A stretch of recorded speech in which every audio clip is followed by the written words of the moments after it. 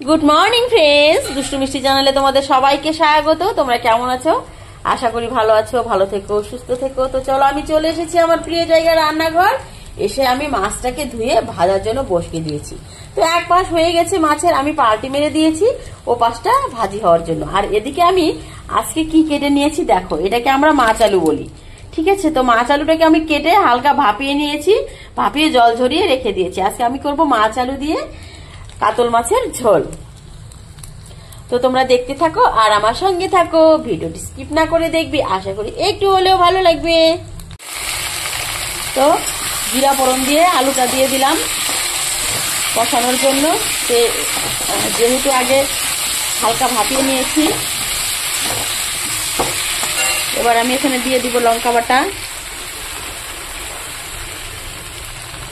দিয়ে দিলাম লঙ্কা বাটা, পরিমাণ মতো লবণ হলুদ দিয়ে দেবো, ভালো করে নাড়াচাড়া করে নেব। তো সবজিটাকে তো কষিয়ে আমি জল দিয়ে দিয়েছি, দেখো কিরকম টক বগিয়ে ফুটছে। দেখি এবার আলুটা সেদ্ধ হয়েছে কিনা। হ্যাঁ আচ্ছা, আলু তো সেদ্ধ হবে একদম। এবার আমি ভেজে রাখা মাছগুলো দিয়ে দেব, তাহলে আজকে আমার রান্না কমপ্লিট। আজকে শুধু করলাম মাছ আলু দিয়ে মাছ তরকারি আর হচ্ছে শুকনো মাছের মাখা তরকারি।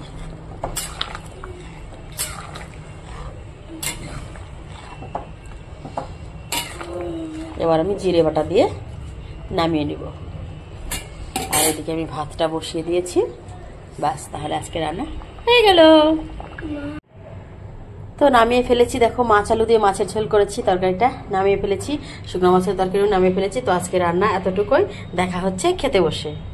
বলতে বলতে চলে এলাম বন্ধুরা রান্নাঘরে। তো আমি বসিয়ে দিয়েছি এদিকে শুকনা মাছ, দেখো অনেকগুলো শুকনো মাছ আমি বসিয়ে দিয়েছি। শুকনো মাছটা আমি হালকা সেদ্ধ করে নিচ্ছি, যাতে চোকলাটা ওর মানে বাকলাটা তুলতে সুবিধা হয়, আর হচ্ছে একদম ফ্রেশ একটু নরম হবে, বেশ ভালো লাগবে খেতে। তো তার জন্য আমি বসিয়ে দিয়েছি অনেকগুলো শুকনো মাছ কেটে। আর এদিকে আমি কেটে নিয়ে শুকনো মাছ দিয়ে বানানোর জন্য এদিকে আমি কেটে নিয়েছি অনেকগুলো সবজি, আলু, বেগুন, ফুলকপি, মূলো, তারপরে হচ্ছে গাজর, তারপরে শিম, এগুলো কেটে নিয়েছি আমি, দেখো এক গামলা। তো এটা দিয়ে আমি বানাবো। তো তার জন্য আমাকে লঙ্কা বুটিয়ে নিতে হবে। তো লঙ্কা আমি নিয়ে নিয়েছি এদিকে। লঙ্কা এবার আমি বোটা ফেলিয়ে ভালো করে ধুয়ে নেবো। দেখো লঙ্কাটার মধ্যে কিন্তু বালি বালি লেগে আছে। তো চলো বন্ধুরা, তোমরা দেখতে থাকো আর আমার সঙ্গে থাকো, ভিডিওটি স্কিপ না করে দেখবে, আশা করি একটু হলেও ভালো লাগবে।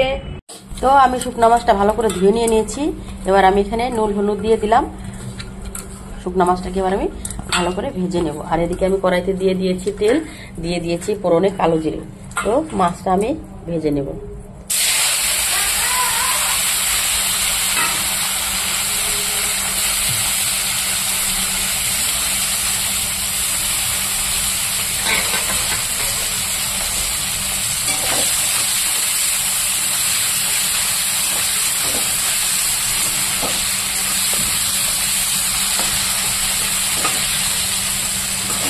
তো মাছটা দিয়ে দিয়েছি ভাজার জন্য। এবার আমি লাল লাল করে মাছটাকে ভেজে নেব। তো এদিকে দেখো আমি লাল লাল করে মাছটাকে ভেজে নিয়েছি। আর এদিকে আবার তেল দিয়ে দিয়েছি, তেল ছিল তবু তেল দিয়ে দিয়েছি। এবার আমি ওখানে কেটে রাখা সবজিগুলো দিয়ে দেবো। তার আগে আমি লঙ্কাটা দিয়ে দেবো।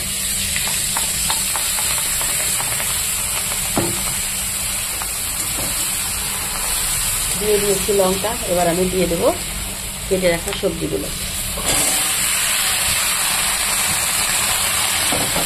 এবার পরিমাণ মতো হলুদ আর লবণ দিয়ে দেবো। তো আমার শরীরটা আজকে অতটা ভালো না, প্রচন্ড পরিমাণে সর্দি, গলা ব্যথা। তো আর বেশি কিছু বানাবো না আমি আজকে, শুধু এই তরকারিটাই বানাবো। কালকের তরকারি রয়ে গেছে, ইলিশ মাছের ভাপা রয়ে গেছে, মাছও রয়ে গেছে। তো দেখো লবণ হলুদ আমি দিয়ে দিচ্ছি, যেহেতু আজকে একটু মাছটা একটু বড় বড়, তো সবজিটা আমি একটু বড় বড় করে কেটেছি, গামাখা গামাখা করে বানাবো। তো এবার আমি ঢেকে দেবো সবজিটাকে। তো এদিকে সবজিটা কষিয়ে নিয়েছি। এবার আমি পরিমাণ মতো জল দিয়ে দিব। তো রান্না করতে করতে গ্যাস শেষ হয়ে গেছে, আমি চলে এসেছি উপরে ওদের এখানে রান্না করতে।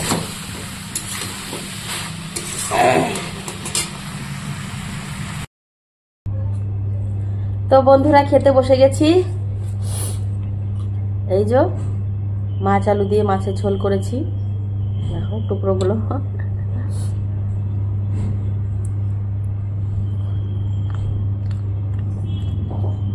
আমার তো একদম অসাধারণ লাগে, অসাধারণ।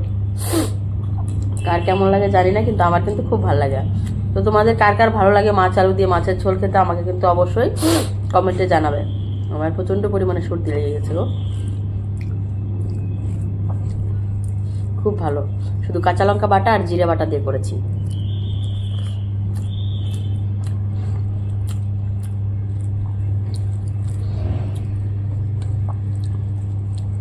এটা তো যখন নাকি বাড়িতে থাকি, আমাদের বাড়িতে মা গাড়ে, ওটা যখন বাড়িতে যায় তখন তোলে, একদম বড় হয়।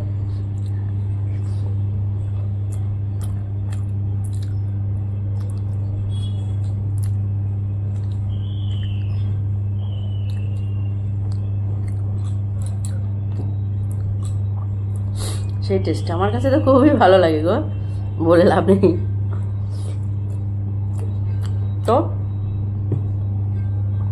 আজকের ভিডিও এতটুকু। ভিডিওটা ভালো লাগলে লাইক কমেন্ট শেয়ার করে আমার চ্যানেলটিকে সাবস্ক্রাইব করে আমার পাশে থেকো। দেখা হচ্ছে নেক্সট কোনো ব্লগে। ততক্ষণে তোমরা ভালো থেকো, সুস্থ থেকো। এই আলুটা দিয়ে লোকাল মাছ দিয়ে খেতে দারুণ লাগে।